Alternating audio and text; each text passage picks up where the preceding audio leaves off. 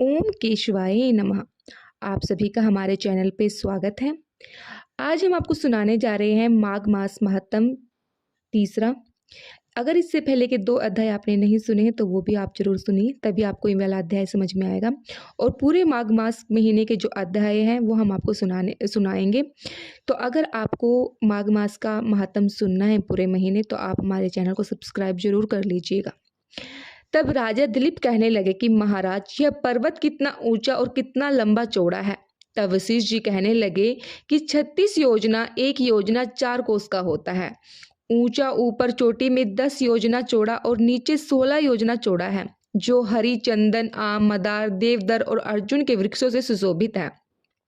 दुर्भाग्य से दुखी होकर इस पर्वत को और फल फूलों से परिपूर्ण देखकर भृगु वहीं रहने लगे और यहाँ पर कंदरव वन और उपवन में बहुत दिन तक तप करते रहे। इस प्रकार जब भृगु ऋषि वहां पर अपने आश्रम पर रह रहे थे तो एक विद्याधारी अपनी पत्नी सहित उतरा। वह अत्यंत दुखी था।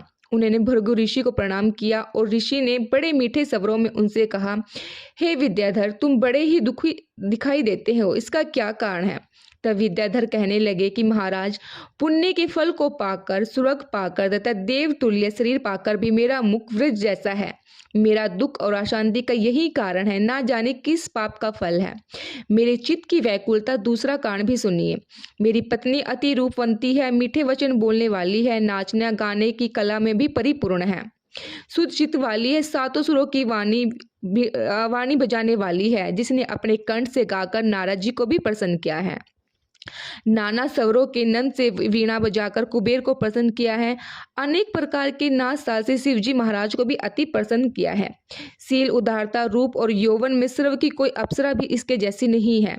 कहाँ ऐसी चंद्रमुख वाली स्त्री और कहाँ मुख वाली यह चित्त सब मेरे ही हृदय को जलाता है। विद्याधर के ऐसे वचन सुनकर तीनों लोकों के भूत, भविष्य और वर्तमान की बात जानने वाले तथा दिव्य दृष्टि वाले ऋषि कहने लगे, हे विद्याधर, कर्म के विचित्र फलों को प्राप्त होकर ज्ञानी पुरुष कभी भी मोह को प्राप्त हो जाता है। मक्खी के पैर जितना विष भी प्राणी लेने वाला हो जाता है। छोटे छोटे पापों का फल भी अत्यंत दुखदायी हो जाता है। तुमने माघ मास की एकादशी का व्रत करके द्वादशी न आने तक शरीर में तेल लगाया है, इसी पाप कर्म में विघ्न हुआ है। एकादशी के दिन उपवास करके द्वादशी को तेल लगाने से राजा पुरुषोत्तम ने भी कुरूप शरीर पाया है। तब वह अपने कुरूप शरीर को देखकर दुखी होकर हिमालय पर्वत पर देव सरोवर के किनारे पर गया। व्रतपूर्वक शुद्ध स्नान करके कुशा के आसन पर बैठकर भगवान कमल नेत्र, शंख, चक्र, गदा, पाक को धारण करने वाला पीताम्बर पहना। वन माला धारण किए हुए विष्णु का चिंतन करते हुए राजा पुरवोर ने 3 मास तक निराहार रहकर भगवान का चिंतन किया। इस प्रकार 7 जन्मों में प्रसन्न होने वाले भगवान राजा के 3 महीने के तप से ही अति प्रसन्न हो गए और माघ की शुक्ल पक्ष की एकादशी को प्रसन्न होकर भगवान ने अपने शंख के जल से राजा को पवित्र किया। भगवान ने उसके तेल लगाने के बाद याद दिलाकर सुंदर देवताओं सा रूप पाया, जिसे देखकर उर्वशी भी उनको चाहने लगी तथा राजा कृतार्थ होकर अपनी पुरी को चले गए। भृगु ऋषि कहने लगे, हे विद्याधर, इसलिए तुम्हें क्यों दुखी होते हो? यदि तुम अपने यह राक्षस रूपी छोड़ना चाहते हो तो मेरे कहे अनुसार जल्द ही पापों को नष्ट करने वाला हेमकुटी नदी में माघ स्नान करो, जहाँ पे ऋषि सिद्धि देवता निवास करते हैं। अब मैं इसकी विधि बतलाता हूँ। तुम्हारे भाग्य से माघ मास आज से 5वां दिन ही आने वाला है। पोष शुक्ल एकादशी से इस व्रत का आरंभ हो जाता है। भूमि पर सोना जितेंद्र रहकर दिन में 3 समय स्नान करके महीने भर निराहार रहो। तभी भोगों को त्याग कर तीनों समय भगवान विष्णु का पूजन करो। जब तुम द्वादशी को शिव जी को स्तोत्र और मंत्रों से पूजन करोगे तो तुम्हारा मुख देखकर भी सब चकित हो जाएंगे और तुम अपनी पत्नी के साथ सुखपूर्वक रह सकोगे। माघ मास के प्रभाव को जानकर सदा माघ में स्नान करो। पाप दरिद्र से बचने के लिए मनुष्य को सदा यथा से माघ स्नान अवश्य ही करना चाहिए। स्नान करने वाले इस लोक तथा परलोक में सदा सुख पाते हैं।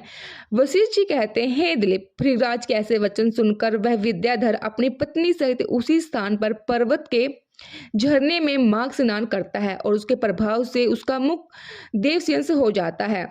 वह मणिगिर पर्वत पर आनंद से रहने लगता है।